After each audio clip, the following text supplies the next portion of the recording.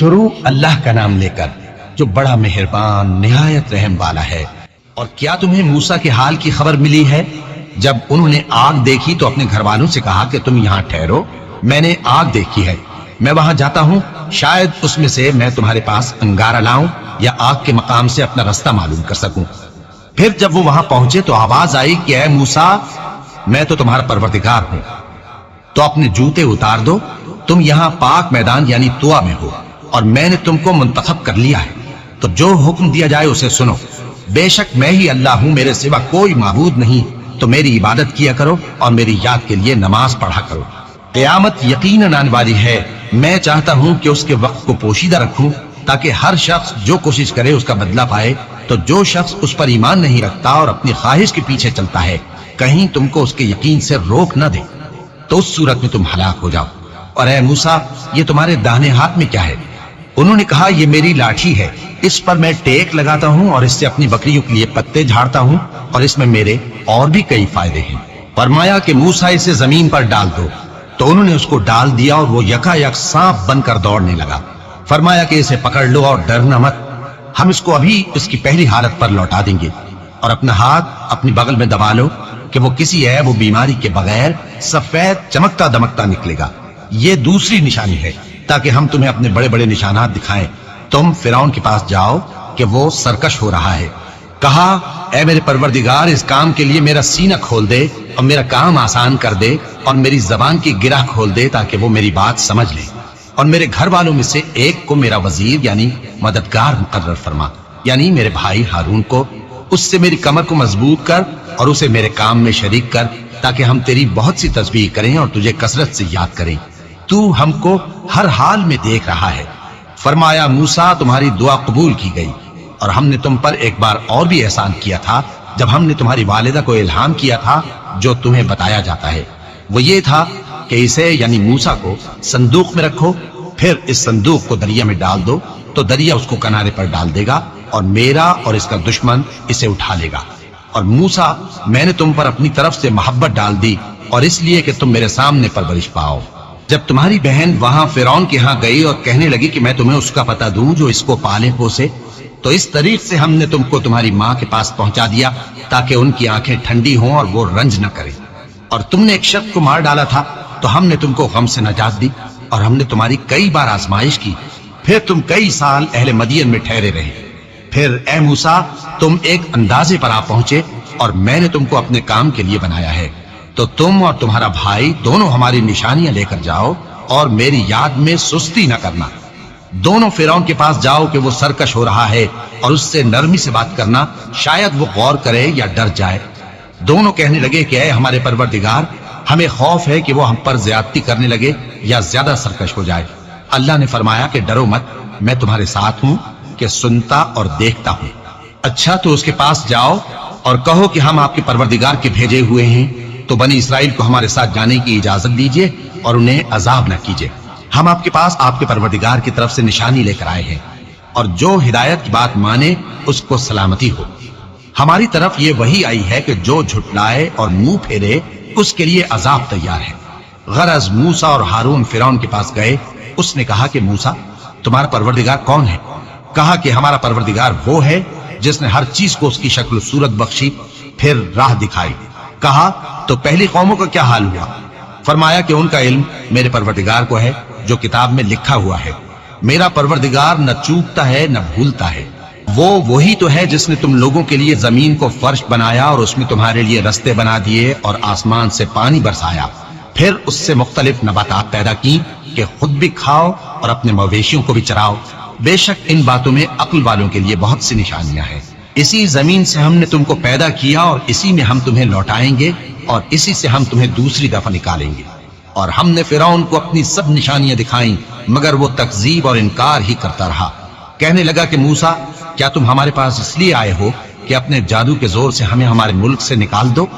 تو ہم بھی تمہارے مقابل ایسا ہی جادو لائیں گے، تو ہمارے اور اپنے درمیان ایک وقت مقرر کر لو کہ نہ تو ہم اس کے خلاف کریں اور نہ تم، اور یہ مقابلہ ایک ہموار میدان میں ہوگا۔ موسیٰ نے کہا کہ آپ کے لیے یوم زینت کا وعدہ ہے، اور یہ کہ لوگ اس روز دن چڑھے اکٹھے ہو جائیں۔ تو فرعون لوٹ گیا اور اپنے سامان جمع کر کے پھر آیا۔ موسیٰ نے ان جادوگروں سے کہا کہ یہ تمہاری بربادی ہوگی، اللہ پر جھوٹ نہ باندھو، وہ تمہیں عذاب سے فنا کر دے گا، اور جس نے جھوٹ باندھا وہ نامراد رہا۔ تو وہ باہم اپنے معاملے میں جھگڑنے اور چپکے چپکے سرگوشی کرنے لگے، کہنے لگے یہ دونوں جادوگر ہیں، چاہتے ہیں کہ اپنے جادو کے زور سے تم کو تمہارے ملک سے نکال دیں اور تمہارے بہترین مذہب کو نابود کر دیں، تو تم جادو کا سامان اکٹھا کر لو اور پھر قطار باندھ کر آؤ۔ آج جو غالب رہا وہی کامیاب ہوا۔ جادوگر بولے کہ موسیٰ، یا تو تم اپنی چیز ڈالو یا ہم اپنی چیزیں پہلے ڈالتے ہیں۔ موسیٰ نے کہا بلکہ تم ہی پہلے ڈالو۔ جب انہوں نے چیزیں ڈالی تو یکا یک ان کی رسیاں اور لاٹھیاں موسیٰ کے خیال میں ایسی آنے لگی کہ وہ میدان میں ادھر ادھر دوڑ رہی ہیں۔ اس وقت موسیٰ نے اپنے دل میں خوف محسوس کیا۔ ہم نے کہا خوف نہ کرو، بلا شبہ تم ہی غالب رہو گے، اور جو چیز یعنی لاٹھی تمہارے داہنے ہاتھ میں ہے اسے ڈال دو، کہ جو کچھ انہوں نے بنایا ہے اس کو وہ نگل جائے گی۔ جو کچھ انہوں نے بنایا ہے یہ تو جادوگروں کے ہتھ کنڈے ہیں، اور جادوگر جہاں بھی جائے کامیاب نہیں ہوگا۔ اس پر جادوگر سجدے میں گر پڑے، کہنے لگے کہ ہم موسیٰ اور ہارون کے پروردگار پر ایمان لائے۔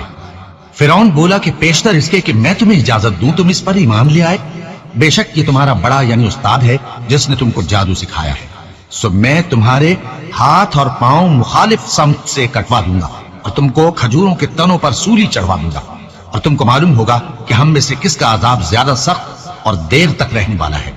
انہوں نے کہا کہ جو دلائل ہمارے پاس آ گئے ہیں ان پر اور جس نے ہم کو پیدا کیا ہے اس پر ہم آپ کو ہرگز ترجیح نہیں دیں گے، تو آپ کو جو حکم دینا ہو دے دیجئے، اور آپ جو حکم دے سکتے ہیں وہ صرف اسی دنیا کی زندگی میں دے سکتے ہیں۔ ہم تو اپنے پروردگار پر ایمان لے آئے تاکہ وہ ہمارے گناہوں کو معاف کرے، اور اسے بھی جو آپ نے ہم سے زبردستی جادو کرایا، اور اللہ سب سے اچھا ہے اور ہمیشہ باقی رہنے والا ہے۔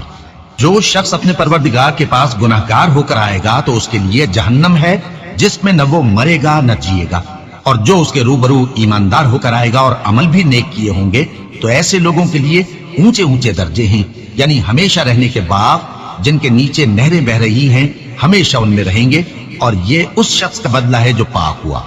اور ہم نے موسیٰ کی طرف وہی بھیجی کہ ہمارے بندوں کو راتوں رات نکال لے جاؤ، پھر ان کے لیے سمندر میں لاٹھی مار کر خشک رستہ بنا دو، پھر تم کو نہ فرعون کے آ پکڑنے کا خوف ہوگا اور نہ غرق ہونے کا ڈر۔ پھر فرعون نے اپنے لشکروں کے ساتھ ان کا تعاقب کیا تو سمندر کی موجوں نے ان پر چڑھ کر انہیں ڈھانک لیا یعنی ڈبو دیا، اور فرعون نے اپنی قوم کو گمراہ کر دیا اور سیدھے رستے پر نہ ڈالا۔ اے آل یعقوب، ہم نے تم کو تمہارے دشمن سے نجات دی اور تورات دینے کے لیے تم سے کوہ طور کی داہنی جانب مقرر کی، اور تم پر من اور سلوہ نازل کیا، اور حکم دیا کہ جو پاکیزہ چیزیں ہم نے تم کو دی ہیں ان کو کھاؤ اور اس میں حد سے نہ نکلنا، ورنہ تم پر میرا غضب نازل ہوگا، اور جس پر میرا غضب نازل ہوا وہ ہلاک ہو گیا۔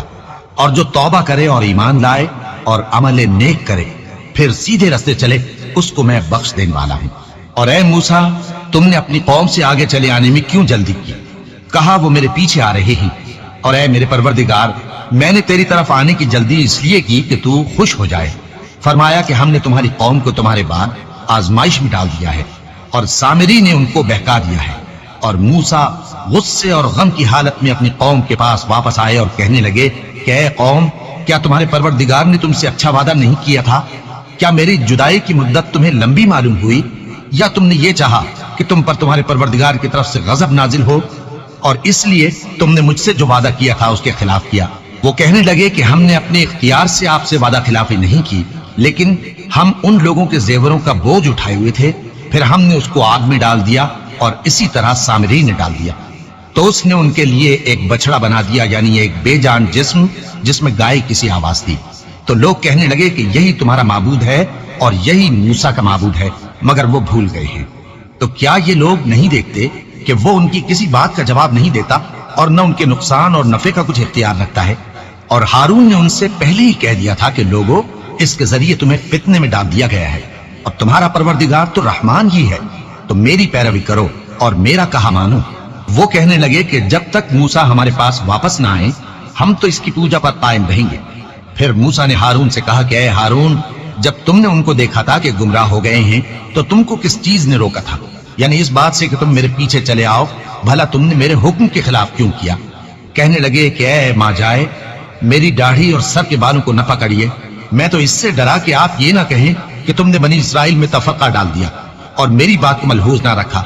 موسیٰ نے فرمایا تو اے سامری تیرا کیا حال ہے؟ اس نے کہا کہ میں نے ایسی چیز دیکھی جو اوروں نے نہیں دیکھی، تو میں نے فرشتے کے نقش پا سے مٹی کی ایک مٹھی بھر لی، پھر اس کو بچڑے کے جسم میں ڈال دیا اور مجھے میرے جی نے اس کام کو اچھا بتایا۔